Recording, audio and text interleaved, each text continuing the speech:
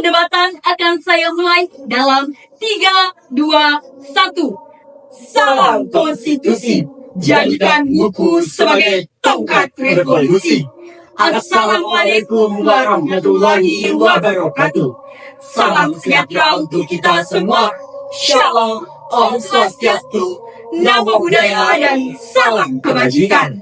Dewan juri yang terhormat, perkenalkan kami dari tim Koalisi Dendreng 1, delegasi dari Madrasah Alia YMP Latar, dengan saya Ahmad Maulida sebagai pembicara pertama, dan kedua rekan saya Rizaldi sebagai pembicara kedua, dan Ridwan sebagai pembicara ketiga.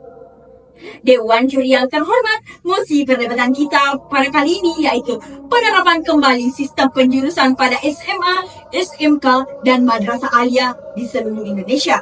Namun sebelum melangkah lebih jauh, izinkanlah kami mendudukkan latar belakang lahirnya mosi perdebatan kita pada kali ini dengan standing position yang kami pilih, yaitu standing position pro.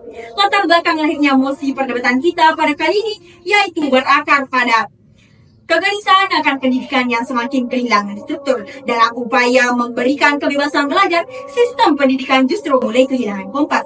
Akibatnya, banyak peserta didik yang terjebak dalam kebingungan. Tanpa penjurusan, siswa akan dipaksa belajar seluruh mata pelajaran secara merata, termasuk yang tidak sesuai dengan potensi diri mereka.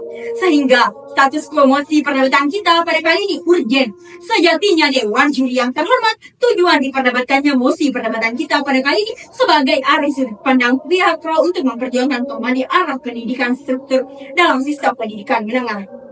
Dewan juri yang terhormat, kami sangat setuju dengan mosi ini karena dunia nyata seperti dunia kerja dan pendidikan tinggi masih berbasis spesialisasi. Dunia profesional menilai dan merekrut berdasarkan keahlian yang terarah seperti IPA, IPS ataupun kejuruan teknis tertentu. Tanpa sistem jurusan, lulusan cenderung tidak memiliki arah kompetensi yang jelas dan menjadi kurang kompetitif.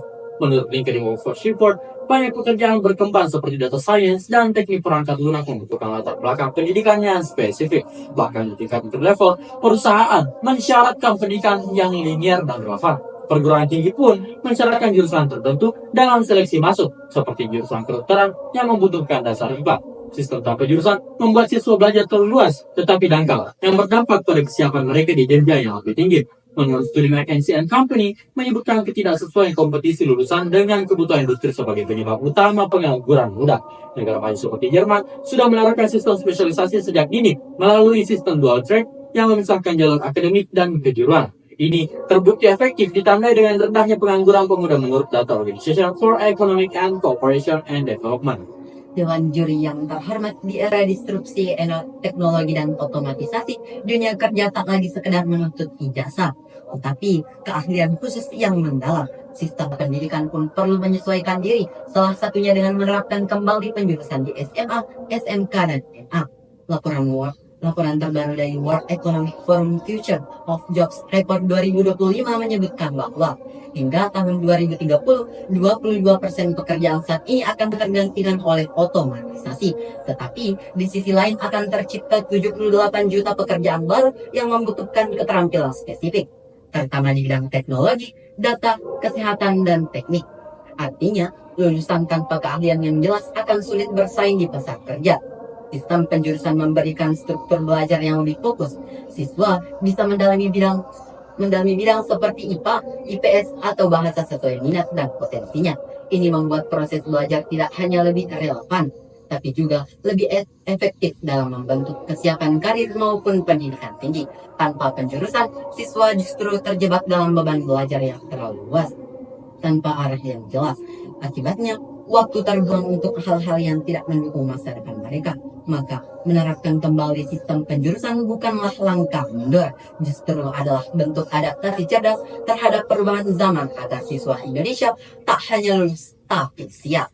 Dewan juri yang terhormat, Tak ada bukti dari fakta-fakta, maka apalah gunanya kata-kata. sekian dari kami. Wassalamualaikum warahmatullahi wabarakatuh.